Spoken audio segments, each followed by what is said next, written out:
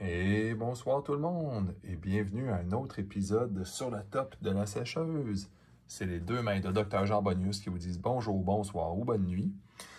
Ce soir, on a trois sujets. Les nouvelles Dust de Sorcery, la sortie controversée de Dragonlord et la sortie future de Gothic à ne pas manquer. Celles et ceux encore intéressés, restez en ligne.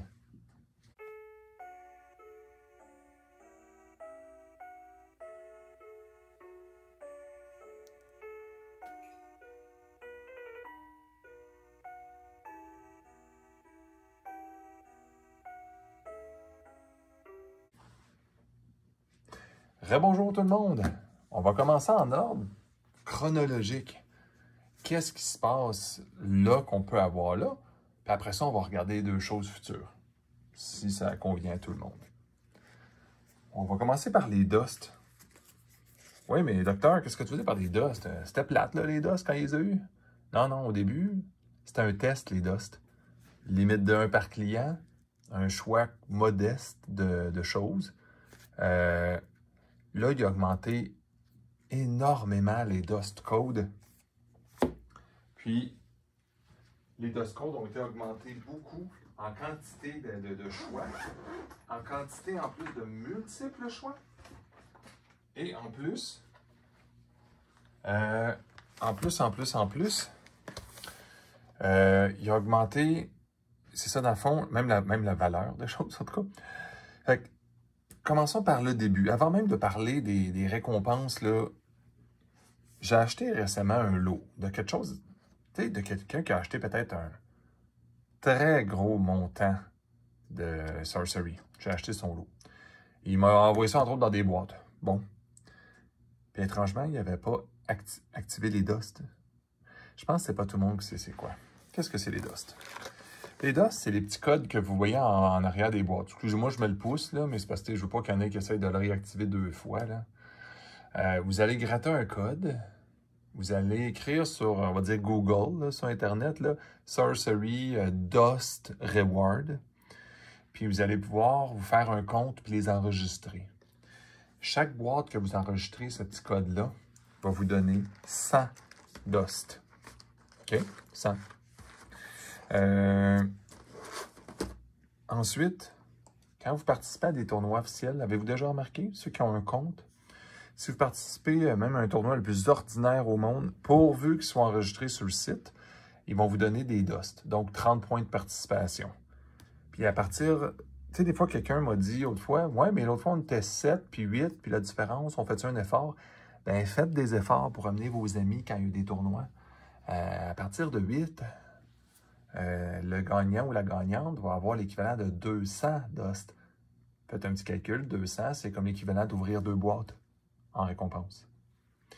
Pour ceux qui ne veulent pas se casser la tête aussi, hein, vous pouvez acheter les Dust en ligne. Des joueurs qui vont le faire, mais les autres, ça ne leur tente pas. Puis ils vont ouvrir des boîtes, ça ne leur tente pas de réclamer des cartes. Ce qui, à mon avis, est une immense erreur de vendre des Dust. Mais ça, c'est libre à tous et chacun. Hein. Le prix actuel varie grandement entre 10 $ canadiens jusqu'à 20 et plus dollars canadiens.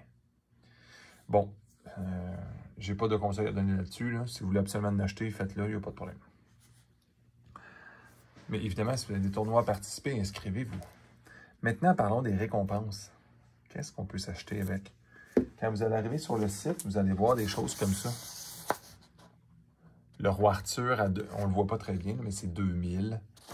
Le druide foil à 1000. On le voit bien avec le reflet de la lumière. Étrangement, le War Horse x1 à 1000 aussi. Très cher celui-là. Il y en a des paquets plus intéressants, comme moi, c'est mes préférés, ces choses-là. Là. Des foil draft kit. Des soldats beaucoup moins chers qu'avant. Les Podge Butcher. Bon, j'ai pointé les soldats pas chers, mais c'est eux les soldats pas chers en passant. Là. Les autres sont plus chers. Là, je les montre vite, c'était juste pour vous montrer les prix. Exemple, vous voulez un camelot foil fait par Ian Miller. Absolument exceptionnel en passant. Là. Mais c'est 15 boîtes qu'il faut que vous ouvrez. ou vous gagnez 7 tournois plus 4 participations. Ça va vous donner 1520 d'os, entre guillemets, gratuits. Il faut se rendre au tournoi, là, des fois, on s'entend. Quand vous allez participer aussi au Cornerstone, il va y avoir des x2. Fait que probablement que le premier aurait 400, je ne sais pas, des choses comme ça. Là. OK? On va aller regarder les récompenses. OK?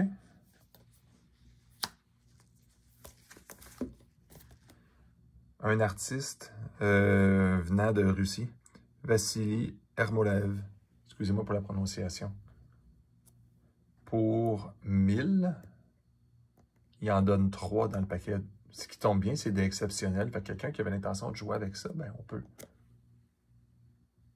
Regardez la qualité de ça. C'est classe, hein? Bon, lui, je l'ai pris parce qu'il en donnait 3. Normalement, je pense que je ne l'aurais pas pris. Je n'avais pas particulièrement besoin de ce site-là. Je l'avais déjà assez, là. Mes préférés, évidemment, c'est jamais, moi, les ultra rares. Hein, OK, je comprends que le côté foil, mais j'ai déjà dit ça, hein, on va dire, je souffre d'astigmatisme. Oui, j'ai des lunettes, mais les foils puis les astigmates, c'est pas parfait. Hein. C'est l'autre côté. Là. On peut avoir enfin le full art. Tu sais, exemple, celui-là, je comprends, le text box est ici, on manque pas grand-chose. Lui, on manque le bas de la tour, les fenêtres. Celui-là, on manque le reste de la rivière. J'ai vu cette vidéo-là, la création de tout ça en accéléré. Absolument superbe. Tu veux le bas du art. Celui-là, regardez, quand tu manques le bas, tu manques le petit chemin. Mais évidemment, tu sais, la meilleure des cas, vous allez les limites, c'est de 3 en passant. Chaque produit, c'est limite de 3. Un des plus beaux aussi, évidemment, le roi Arthur. Il y en a, ben, dans le fond, je vais vous le renverser, mais comme je dis, moi, je vais le jouer. Quand je vais le jouer de ce côté-là, OK? Mais il y en a qui me disent, c'est quoi ce gold foil? Je ne peux pas vous donner une définition technique en passant, mais je vais vous le montrer. On s'entend, ça chaîne dangereusement.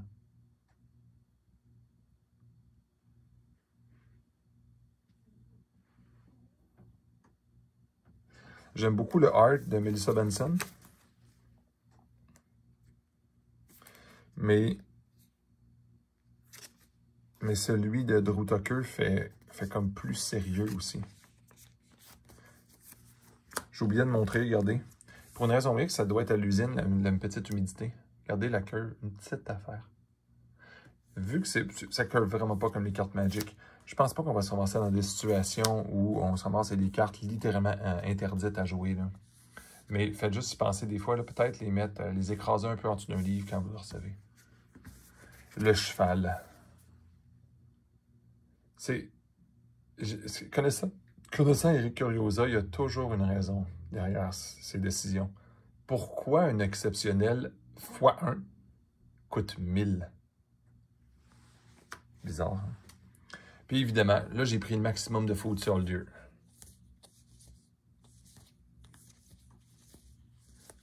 Fait que dans le fond, on dirait que j'en ai acheté beaucoup, mais tu sais, pour de vrai, 600 dust, puis vous avez 12 Food Soldier.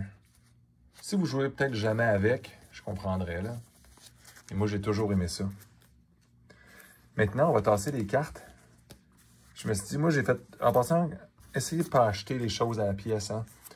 3 soldats ensemble, là, rendus là, achetez-les sur eBay, ça va vous coûter moins cher. Vous allez gaspiller vos dust parce qu'il va quand même vous faire payer du shipping. T'sais. Moi, j'ai commandé toute cette pile-là en même temps. En même temps que 2 tapis. Roots of Yggdrasil. C'est quasiment comme j'ai rêvé. Moi, j'ai commandé les tapis Alpha en passant. Au Kickstarter. J'étais content, mais en même temps, je les ai trouvés pâles un petit peu. Ceux-là de Dust là, sont corrigés à la perfection. Le bleu et le vert ressortent extrêmement bien. En plus, je ne sais pas si vous saviez, là, mais je vais changer un petit peu la caméra de bord, regardez. Là. T'sais, on voit des bonhommes. Là. Sur la carte, j'aurais jamais imaginé qu'il y avait du monde là-dessus. On se croirait dans Dark Souls. C'est vraiment incroyable. Je m'en suis ramassé un scellé aussi parce que c'est limite de 3 par client aussi. Donc, ils sont 800, puis ils sont quand même 800 dust. Donc, si vous gagnez 4 tournois, vous vous payez un tapis. T'sais, on s'entend que c'est... J'ai beaucoup de gens que je connais qui, quand ils en ont, ils vendent tout de suite. Oui, vous pouvez. Si vous avez besoin d'argent, il n'y a pas de trouble. Hein. Mais n'oubliez pas, là, c'est comme limite à vie. Là. Puis, vous ne reverrez peut-être pas ces choses-là. À un moment donné, Eric Curiosa puis son équipe avaient dit, les dust originales, on en calcule quantité de 1 par client, à peu près égal au nombre de dust qui existent dans le monde. Mais vu que tout le monde n'avait pas ouvert les boîtes, c'est pas tout le monde qui a acheté, il leur en restait en stock. Mais là, probablement, pour écouler le stock, les vieux dust, qu'est-ce que je veux dire par vieux dust? C'est pas ceux-là. Ça, c'est les nouveaux dust. Les vieux dust, c'est le Color Out of Space, le Pudge Butcher et compagnie. Et ces tapis-là. Considérez que c'est difficile qu'à un moment donné, quand ils vont être hors de stock, c'est le genre de choses qui déjà valent cher, ils vont valoir assez cher. S'il y en a qui ont des commentaires ou des questions, posez-les en dessous. Je peux répondre sur les dust. En canadien, ça a coûté combien? 2 tapis avec un paquet de cartes. Genre 31 $ de shipping. Très, très raisonnable. Si vous commandez juste un tapis à 31 plus taxes, on s'entend que vous avez perdu le premier 36$, vous l'avez perdu. Là. Bon, maintenant, sujet numéro 2. Je peux... Oh, excusez-moi. Je peux pas dire que je suis déçu parce que on peut pas dire ça, c'est pas encore sorti. L'expansion Dragon Lord est promise comme étant limitée. Soudainement très limitée. Puis en plus, on dirait que c'est même alloué. C'est allocated en anglais. À savoir qu'est-ce que tout ça veut dire, là. Ben, je vais dire à tout le monde, là, ça veut rien dire. Donc, spéculez pas. Mais, si je reviens dans le temps, qu'est-ce que ça veut dire? Le 7 juillet, les magasins au Canada et partout dans le monde pouvaient demander à leurs distributeurs de faire des réservations d'avance. Pas les clients, en passant, pas nous, dans le fond, pas moi. Moi, j'ai pas de magasin en passant de... J'ai un magasin, mais pas de carte, là. On pouvait faire ça. Les précommander en tant que magasin. À peu près personne n'a de nouvelles des fournisseurs. Puis nous, on étant au Canada, c'est encore pire que pire. Ça a l'air que ça va être très, très, très, très, très difficile d'avoir la moindre promesse de quoi que ce soit en termes d'allocation. Tu sais, même les gens, ben, en tout cas. Mais, fait que dans le fond, qu'est-ce que ça veut dire tout ça? La réponse, c'est on ne le sait pas. La sortie, c'est le 2 août. On a le temps de voir venir les choses. Peut-être que ça va se placer tout seul, puis les gens paniquent un peu, parce qu'il y a beaucoup de magasins à date, tous ceux que je connais, n'ont pas été capables de le faire via la distribution, les magasins. Est-ce qu'il faut paniquer? Faut-tu se dire, bon, on va être obligé d'acheter via les tarifs, via Team Covenant, ou se déplacer aux conventions, ou devenir un Patreon de Edward Baird Jr., qui va en avoir 700 qui sont déjà signés, que les gens peuvent acheter. Le prix va sûrement aller en conséquence aussi, tu sais. Fait que ma suggestion, vous n'êtes pas obligé de m'écouter, ben c'est facile, hein? C'est attendre. MSRP américain, 59,99. Là, on a vu le MSRP canadien, 79,99. Si vous voulez un ratio, c'est très facile. Si vous le prenez par Team Covenant, si c'est le même ratio que moi quand j'ai commandé à Beta, c'est au minimum le double que ça devrait vous coûter. À moins qu'ils permettent d'en commander des quantités déraisonnables, puis avec la livraison, ça s'ajuste. Mais disons que vous en commandez des quantités genre 4 ou 2, tiens, 2. Fort probablement que le 60 $ américain va se transformer environ entre 120 et 140 $ canadiens. La réponse après ça, c'est est-ce que c'est trop ou pas? Ben, on le sait pas, tu sais. Je veux dire, si c'est super rare, c'est pas trop. Puis si c'est pas rare du tout, ben écoute. C'est sûr que j'aurais pu commencer cette vidéo-là avec des images, puis pas vous montrer mes mains, puis vous montrer c'est quoi Dragon Lord. Ben, je vais vous le dire. Dragon Lord, c'est une expansion fixe.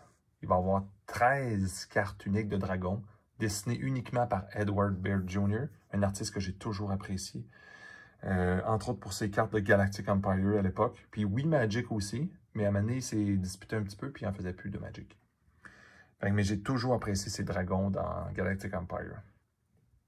J'aurais dû d'ailleurs les sortir pour la vidéo, t'sais. Ça aurait fait de quoi à vous montrer. T'sais. Mais le Dragon Lord, dans le fond, c'est 13 cartes, absolument pas random. Ils vont vous les mettre en non-foil, assuré, donc 13 uniques. Il y en a quelques-unes qui ont été spoilées en passant. Là. Si vous allez les voir, vous allez voir à quoi ça ressemble un petit peu. Là. La 14e carte va être une carte foil au hasard de 1 des 13. Donc, puis aucune révélation s'il y a des uniques qui sont plus rares que d'autres, aucune espèce d'idée, aucune révélation, à part qu'il devrait y avoir des curios, mais je veux dire, Eric, normalement, ne parle pas ou l'équipe de Sorcery ne parle pas des curios. Donc, il faut s'attendre à ce qu'il y en ait, mais ils pourraient ne pas en avoir non plus. C'est là que ça mène à mon point, la fin du point numéro 2. Est-ce que c'est si grave que ça, que les magasins n'en auraient pas beaucoup? Bon, pour les magasins, je serais triste, là, parce que je veux les encourager. Là. Mais disons qu'il y en aurait juste un petit peu par magasin, puis que chacun prenne acheter juste un. Ben, c'est des cartes uniques hein, à la fin, hein, je veux dire, des Dragon Lord Avatar, à moins que vous voulez faire 5 decks différents de Dragon Lord. Ça va arrêter à 1, tu sais. Okay. Moi, personnellement, je vais être plus... Je suis un petit peu collectionneur, un petit peu accumulateur compulsif aussi. C'est sûr, je vais en vouloir une dizaine, certains. Pour partager avec mon groupe aussi, parce qu'il y en a qui n'ont pas de carte de crédit, il y en a qui ne veulent pas commander en ligne, il y en a qui manquent le shot. Je m'assure toujours d'en avoir plus pour pouvoir les donner même en prix quand je fais des petits tournois là, entre amis. C'est encore une fois sur des questions sur le Dragon Lord. Il n'y a rien de trop spécial. T'sais, pour de vrai, vous pouvez tout trouver sur le site de Sorcery. L'idée, c'est que je voulais vous montrer où est-ce qu'on était rendu, puis est-ce que ça vaut la peine de paniquer, puis aller tout de suite sur le Discord, puis paniquer? Certainement pas. Je peux pas faire on fait pas une confiance aveugle, mais l'équipe de Sorcery, ils savent ce qu'ils font. Ils ont vu c'était quoi la sortie d'Alpha, le Kickstarter délayé, la sortie de Beta délayée, la sortie d'Arthurian Legend délayée. Gothic, pas encore délayé. J'ai l'impression qu'ils savent ce qu'ils font. Ils le limitent un peu aussi pour que ça soit collectionnable. Parce que peut-être, Beta, c'était drôle les 3 prints, mais c'est sûr que c'est pas si excitant que ça, un set qui est réimprimé 3 fois. Mon point numéro 3 maintenant, Gothic. Ça, c'est la belle nouvelle. Mois de octobre cette année, sortie de Gothic. Est-ce qu'ils vont être capables de réellement le respecter? Est-ce que les tarifs vont s'appliquer? Bon, cette vidéo-là ne répondra pas aux questions, malheureusement. Mais il avait l'air très confiant de dire que ce n'était pas une tentative de peut-être penser que c'était mois d'octobre. Tandis que dans l'époque bêta, puis Arthurian Legend, c'était des peut-être quand ils pensaient que ça sortait. Là, le Gothic, ça a l'air sérieux. Là. Donc, il faut s'y attendre, encore une fois, à ce que ça soit un peu plus sérieux que les dernières fois. Le set, tout n'est pas révélé. Il y a quelques cartes qui ont été révélées qui ont l'air absolument en art, qui sont vraiment superbes. En fonctionnalité, on voit tout de suite que c'est un set de Graveyard. C'est vraiment plaisant. En espérant que ça nuise un petit peu au... Tu sais que la façon de nuire à l'Archimago nuira pas au nouveau set. Ceux qui ont vu les nouvelles cartes, c'est parce qu'il y a beaucoup de cartes qui vont utiliser le Graveyard. Mais il y a des cartes qui vont nuire au Graveyard aussi. Entre autres, peut-être pour balancer l'Archimago sans le bannir. Je suis pas tellement d'accord avec ça, parce que si tu balances le Graveyard, ça veut dire qu'il y a plein de petites stratégies vraiment faibles et amusantes qu'on ne pourra plus faire, parce que tout le monde va avoir des cartes anti-Graveyard, on a pu finir. Là. Bref, si vous planifiez votre budget pour cette année, je vous le dis, il y a beaucoup de gens qui sont excités et déçus en même temps de ce temps-ci, mais on est encore dans un creux de vague. Il y a tellement de belles opportunités pour acheter du bêta, du alpha même, etc. Si vous manque des affaires, c'est le temps de compléter vos cartables. Si vos groupes, il y a du monde qui ne peuvent jamais se faire de deck parce qu'ils n'ont pas les bonnes cartes, la majorité des bons decks ne coûtent rien. Au pire, quand tu prends un deck sur Curiosa.io, tu enlèves 2 cartes. Tu enlèves le Philostone puis la Ring of Morrigan, puis ton deck vient de baisser de 500$ soudainement, là, canadien. Le reste, c'est des peanuts. La majorité des cartes, c'est des peanuts maintenant. C'est le temps de les accumuler ceux-là parce que quand ça va attirer plus de joueurs. Puis souvent, n'oubliez pas qu'un jeu avec un bon concept, là, avec une bonne équipe, c'est pas si, mais c'est quand. Quand ça va gagner l'attraction. On a déjà vu ce qui s'est passé avec Star City Games cette semaine, ceux qui n'ont pas suivi. Un très, très gros, une grande entreprise aux États-Unis qui a des magasins LGS. On va dire, OK, oui, peut-être un peu controversé des fois là, avec Magic, mais là, ils vont sortir une carte promotionnelle avec 3 gros tournois aux États. Puis ils vont tenir le produit Sorcery. Je veux dire, ça, c'est le genre de deal qu'une fois que tu fais ça, tu ne reviens plus en arrière de petits jeux peu connus, Kickstarter, là. Tu te bats contre des gigantesques après ça. Puis oubliez les jeux comme l'Orcana, One Piece, Star Wars. Je dis pas que ça compte pas, là, ces jeux-là. C'est des jeux à licence. Des jeux à licence, ça a l'avantage d'être un jeu à licence et l'inconvénient d'être un jeu à licence. Sorcery, ils payent des artistes. Ils sortent les choses lentement. On a le temps de les acheter puis de les apprécier. Bref. J'espère que la vidéo de ce soir vous a plu. J'ai rarement beaucoup de matériel à présenter. Je n'extrais pas nécessairement les gens avec des grosses images. Je ne mettrai pas de pop-up ou de photos la plupart du temps parce que je manque de temps pour éditer mes vidéos. Puis je ne veux pas nécessairement faire ça. Si jamais vous trouvez, par exemple, que mes mains sont trop ennuyeuses ou que vu que je parle pour les gens visuels, vous ne comprenez pas de quoi je parle. Quand je dis le mot octobre, si vous préférez que je l'écrive à l'écran, hein, je pourrais toujours faire un petit effort de plus. Mais ces genres de vidéos-là qui sont peut-être faites pour les gens qui ont une famille, puis qui font un repas en même temps, puis qui ne peuvent pas regarder l'écran, c'est quasiment plus un podcast que d'autres choses. Puis en même temps, vous pouvez regarder le tapis de Dust, puis l'apprécier. Regardez, il y a un bonhomme ici encore. Chaque fois que je le regarde, j'ai l'impression que je suis un bonhomme de plus. Tantôt, j'ai vu une petite tête que j'avais jamais vue. Tu sais, chaque petite tâche, des fois, comme, hey, c'est-tu quelqu'un qui est bien loin, ça? Bravo à cet artiste-là. La carte, je ne l'ai jamais trouvée si exceptionnelle que ça parce que il y a tellement de détails. En gros, je fais comme, mon Dieu. Un indice, personne, je le sais que c'est rendu jusqu'à la fin du vidéo, mais disons que quelqu'un se rend jusqu'à la fin, là, c'est pas nécessairement juste à Dark Souls que ça ressemble. Dites-moi réellement dans quel jeu il y a exactement les Roots of Yggdrasil, puis ça ressemble physiquement à ça. C'est un jeu que pas beaucoup de monde a joué au Xbox 1. Le premier, pas l'Xbox One, là, la première Xbox. Je ne fais pas tirer de choses nécessairement, mais vous, dans le commentaire, dites juste un OK, puis je nommerai votre nom, le username de YouTube là, à celui ou celle qui nomme le premier. C'est quoi ça que ça fait référence? Dans les jeux vidéo, on s'entend, c'est de la mythologie, mais quel jeu est vraiment emblématique, que très peu de gens ont terminé? Il n'y a pas grand monde qui s'est rendu à ce tableau-là dans le jeu-là. Yes. Je vous remercie beaucoup. Passez une super belle soirée. Santé à vous et à votre famille, puis à la prochaine.